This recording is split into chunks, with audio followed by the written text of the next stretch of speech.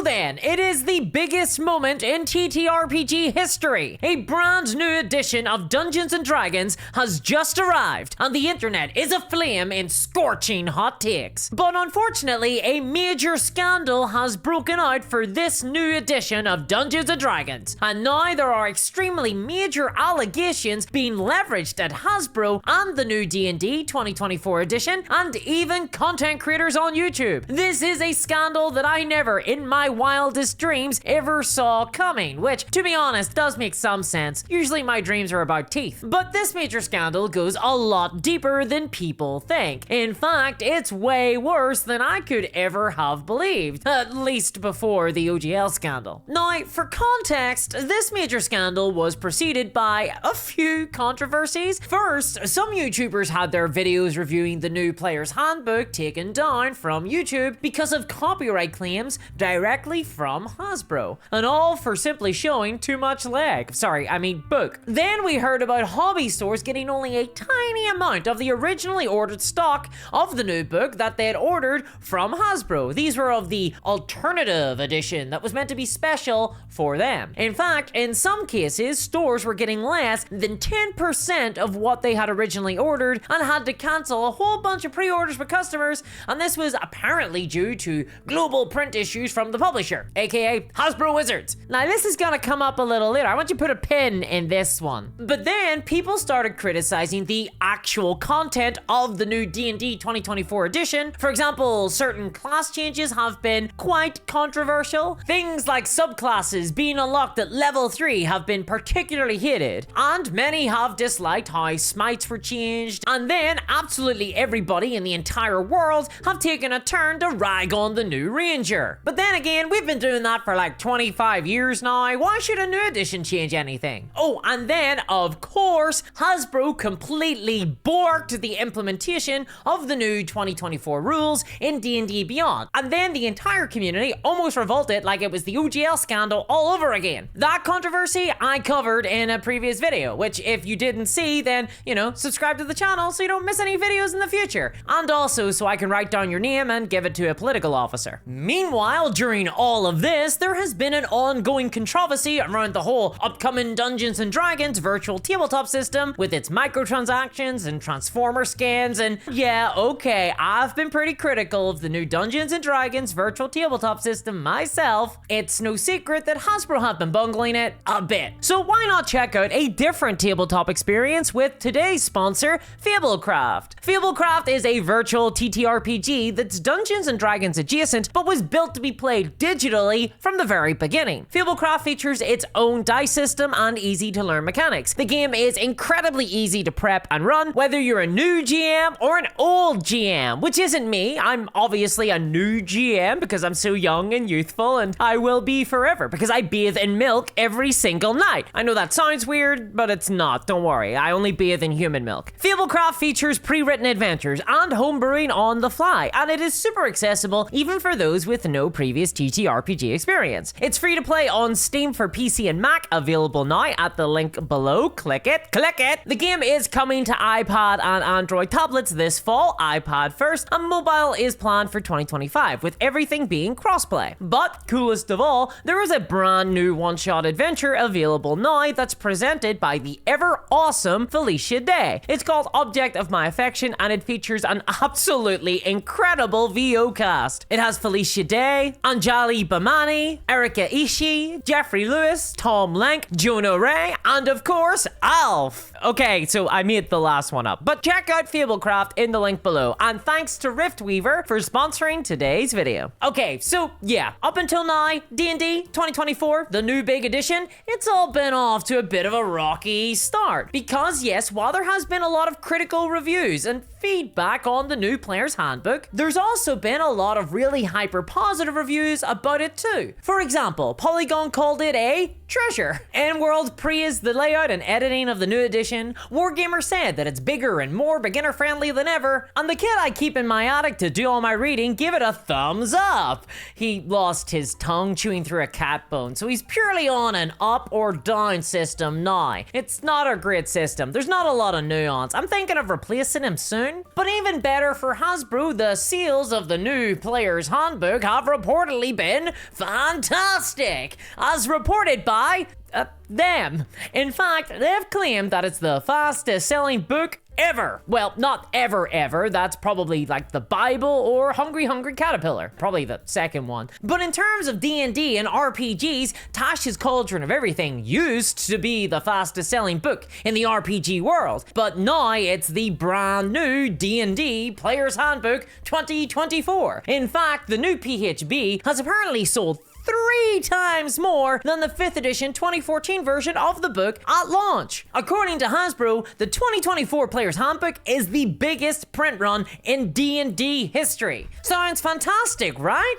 Well, wrong, because apparently Hasbro are lying about all of this to the entire RPG community, pulling the wool over our eyes and calling us racial slurs behind our backs. And they're not even accurate racial slurs either. See, according to Stephen Glicker, aka one of the people who broke the original OGL scandal and also a YouTuber, these numbers aren't accurate at all, or rather, they're totally misleading. In fact, according to Steven, and I definitely did not hallucinate this, the number of sales of the new D&D 2024 Player's Handbook are absolutely insane. And not in a, boy, you really nailed that home run kind of way, more like a, son, why are you wearing your mother's face kind of way. Because while Hasbro have reported explicitly in all their press releases about the new book that there are 85 million D&D fans worldwide, they have been quite coy in giving actual specific numbers about how many copies of the Player's Handbook have actually been sold. And to who, and to where, and on what platform. Like, did they sell 500,000 digital editions to starving orphans, or was it 1 million physical copies sold to the dictator of Belarus, Alexander Lukashenko? Well, either way, Hasbro aren't saying. But people have noticed some irregularities. For example, the book hasn't appeared on any bestsellers list, which it probably should have done if it has really sold more than 3 times the 2014 5th edition. What gives? What's going on here? Well, thanks to a little website called BookScan, which is a data provider for the publishing industry that tracks all the retail sales of bookstores, chains, and big outlets like Amazon. In fact, it covers like 85% of all US book sales. We can see what the actual sales are like for the 2024 Player's Handbook. And according to BookScan, things are really bad for Hasbro. Like, terrifyingly, awfully bad. To give you a little bit of an idea, according to BookScan, the number of copies of Tasha's Cauldron of Everything that were sold on release was 133,000 copies.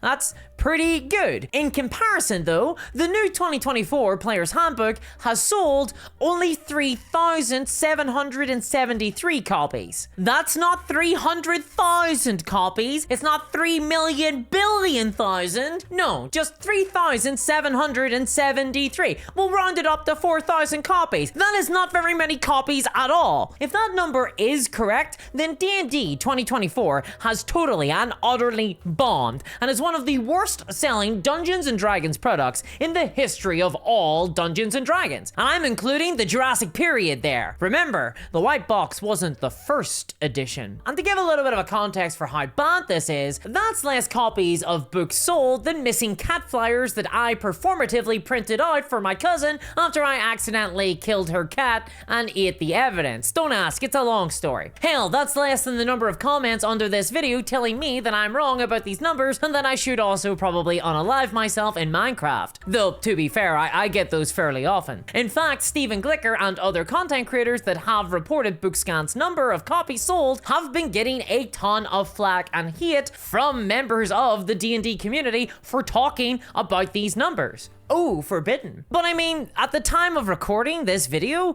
those are the number of sales according to BookScan. And BookScan is widely considered a very trustworthy website. It's used by publishers and data men and probably robots to project book statistics and figure book stuff out. So their number should be pretty solid. But okay, all that said, I am very skeptical about this number. 4,000 or so sales, it just feels too low. Like, way way too low. Like so low it's practically wearing blackface and not to look like a dark elf. And okay, anecdotally, my own personal experience does kind of corroborate BookScan's number. Personally, I wasn't able to find any 2024 player handbooks in my local stores at all. But on the other hand, I live in a swamp and the only people around me are mudmen. So I didn't really expect to find any either. And many of the people that I know in real life that play a lot of D&D aren't buying the new rules yet, or are still using the 2014 rules for their existing campaign. But still though, like 3,000, 4,000 odd books sold can't be right? I mean, Hasbro said that D&D 2024 is the fastest selling D&D product ever. And they wouldn't just lie, would they? Well, actually, they did fire like over 1,000 employees right before Christmas last year. They do employ sweatshops and they also enslave the Irish. So, yeah, I guess they probably would lie. But importantly, they wouldn't lie to their shareholders because that's illegal and there's consequences for it. Unlike those other far less important things, apparently. And yet, all the big box stores and booksellers are saying D&D 2024 ain't selling at all. So there's definitely something fishy going on with the sales numbers here. Still though, there is no doubt in my mind. The Player's Handbook 2024 has sold more than 3,700 copies in its opening week. I refuse to believe otherwise, and if I'm wrong, so be it. But still though, every single fucking alarm is going off in my head about this, and I've been taking my meds, so I shouldn't be hearing shit right now. Still though, remember, there is a major distributor of Dungeons and Dragons content that BookScan are missing from their figures. One which accounts for a not insignificant chunk of the D&D books sold over the last few weeks. One that seems to be the biggest seller of all. And this is, of course, the Hasbro website and the D&D Beyond web store. That's right, it's the books straight from the tip of the cocks. And therein lies a far more terrifying scandal for the entire RPG community and hobby. Never mind just Dungeons or Dragons or the new edition. This is actually so much bigger. See, the discussion about the sales numbers of D&D 2024 has made me realize that I'm not surprised or even shocked by the idea that a majority or even just a significant chunk of the 2024 D&D Player's Handbook launch week sales were made directly on the Hasbro D&D Beyond website. Because the only thing that would truly demonstrate is that Hasbro's plan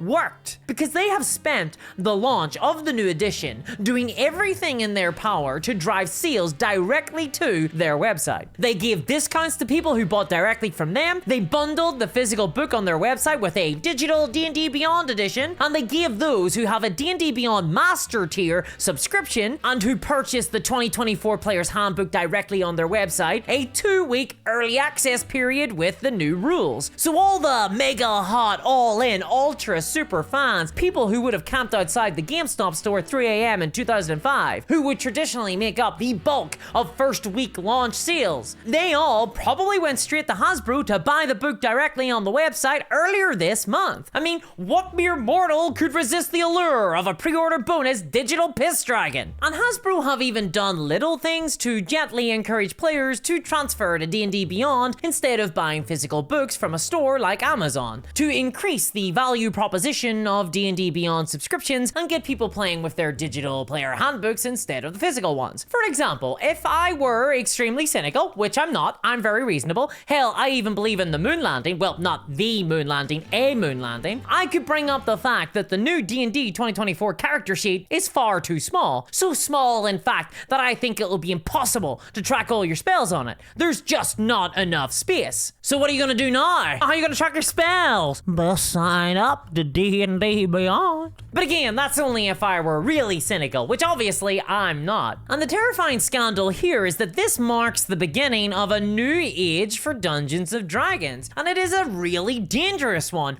fraught with absolute peril, because the growth of sales directly with Hasbro on their website means that as a company, Hasbro are on the road to succeeding in their ultimate quest, and that's to grow a real-life Sonic the Hedgehog in a lab. but also to become the publisher and distributor of Dungeons and Dragons to the exclusion of all others, taking central command of the entire Dungeons and Dragons pipeline. From book writing to book selling, they want to own it all. This is called vertical integration, and it means that as both manufacturer and distributor of Dungeons and Dragons, Hasbro get to keep all the profit and all the control because they don't have to pay for any of the middlemen, and also they can piss on your book, and what are you gonna do about it? Buy another copy from Hasbro? And okay, sure, that's great for a Hasbro shareholder, but it's terrible for us, for all of us, and for the wider hobby as well, because do you really want Hasbro to have so much power over D&D that they get to control the entire pipeline, determine all the prices, and get to define what a role-playing game even is, at least in the D&D market? Because I have seen this happen in other hobbies, and it is the worst thing imaginable. For example, did you know that Warhammer, the popular game where you take little mini men, paint them up, and make them kiss on the field of battle, is actually part of a wider hobby called wargaming? But because Games Workshop, the manufacturer and main distributor of Warhammer, are totally vertically integrated, they have been able to set prices roughly 3 million% higher than they should be, face no meaningful competition at all, and ultimately command a monopoly over the entire wargaming market. Did you know about that? Because it happened in the 90s, and it sure as shit fucking sucks. Vertical integration? Yeah, this shit is the devil, except it's real, and it is a major component to establishing a monopoly. So, do we really want Hasbro to be the Amazon of role-playing games? Because that's their goal, and if things continue along the track that these D&D 2024 seals are telling us, then Dungeons and Dragons will soon cease being a game within a hobby and start being a hobby within a storefront. Seriously, this development makes the OGL scandal look like baby potatoes, because you don't need an open gaming license if there's no third-party D&D market at all. If everything can only operate in Hasbro's first-party storefront on their platform, paying fees directly to the distributor of D&D, Hasbro, because where else can you buy D&D content when the manufacturer of D&D only ever puts it in one place? Again, that's also Hasbro. So even though the general reviews of the new 2024 edition have been pretty positive, including from me, well, my tongueless boy, we both loved how much art there is in it, I'm still concerned about the long-term health of Dungeons and Dragons and whether or not it can survive in its current form through to the space-age times of 2030. Ooh, I wonder what that'll be like. Ah, Children of Man, that's the worst one. But hey, even if seals of the new edition are good or bad, at least Hasbro will always have Magic the Gathering. Hey, I wonder how that community's doing. I think there's something going on down there. Luckily, the only card game I play is the 2001 Lord of the Rings movie tie-in TCG, because unlike many other YouTubers, I don't touch anything younger than 18 years old. And if you want to support this content, well, please speak to your local representative about getting the laws changed so that I can show more nipples on the channel. Not sexually, you understand. It's purely scientific, milk-related contexts. But also, I keep getting demonetized, and it's bumming me out. I really need to do like a book or a Kickstarter or something, but until then, please support me on Patreon for bonus videos and Discord access and live streams, and because it's the only way that I can make more content. And a massive thanks to my patrons, especially CryptoKev, and I'll catch y'all next time. Bye-bye.